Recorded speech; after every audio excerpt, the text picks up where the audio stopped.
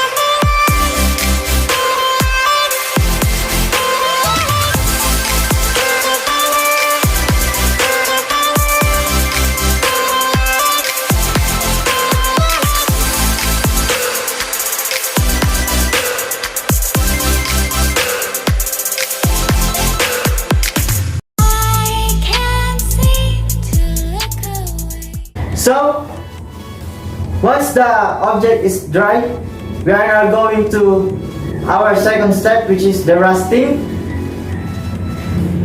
to remove the patches or the old paint of our object or our steel. So I am going to use a manual tool since our object is a small. We don't need to use a power tools such as grinder. And I'm going to use a manual tools, which is wire brush, to remove the rust on our steel or on our object.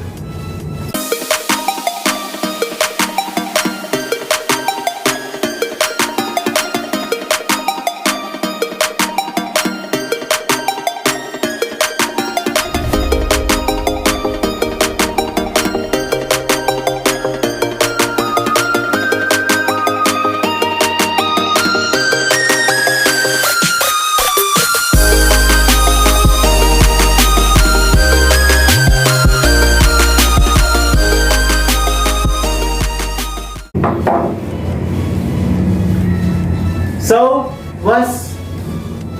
after the rusting, we are now going to remove the particles or the rust that we are removed. So, I'm going to brush it to clean.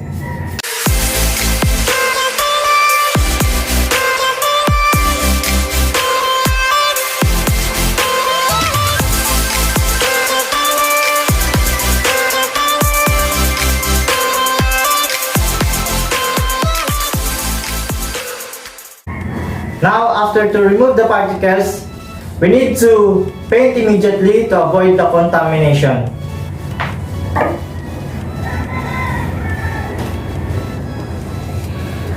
So, for our paint, I will be using a one component paint. So, I'm going to open.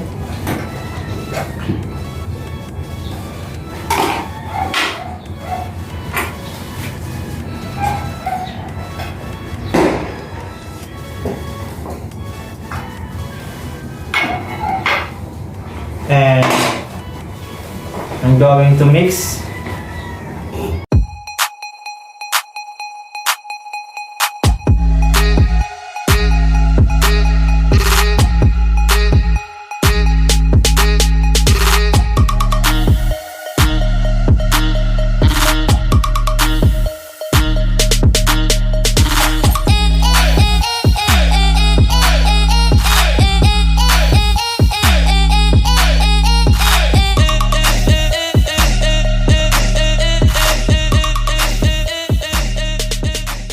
So for our applying a paint, I will be using a paint brush.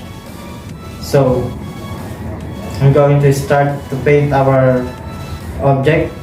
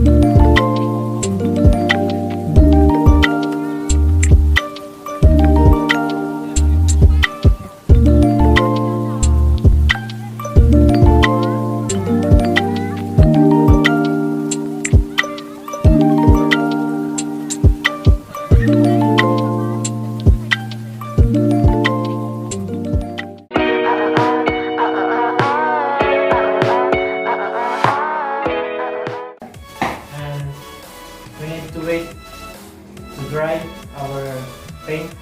So that's it. We got history, got me feeling the